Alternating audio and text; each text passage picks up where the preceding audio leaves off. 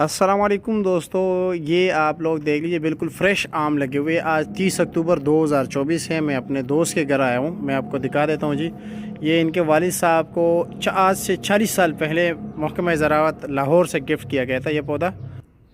तो जी अजीम भाई कह रहे इस वक्त तकरीबन इसमें 60-70 दाने हैं। ऊपर की साइड से मैंने आपको दिखाया कि ये 2 दरख्त हैं और मेरे वालिद साहब को ये दरख्त तो जो है ना तोहफे मिला, एक और लाहौर में लगे हुए।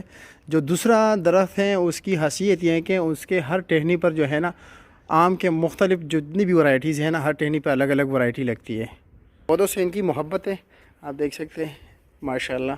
ये जो है ना जी लीची का दरख्त है, जो सराही लीची होती है, कीमती लीची है जी वो।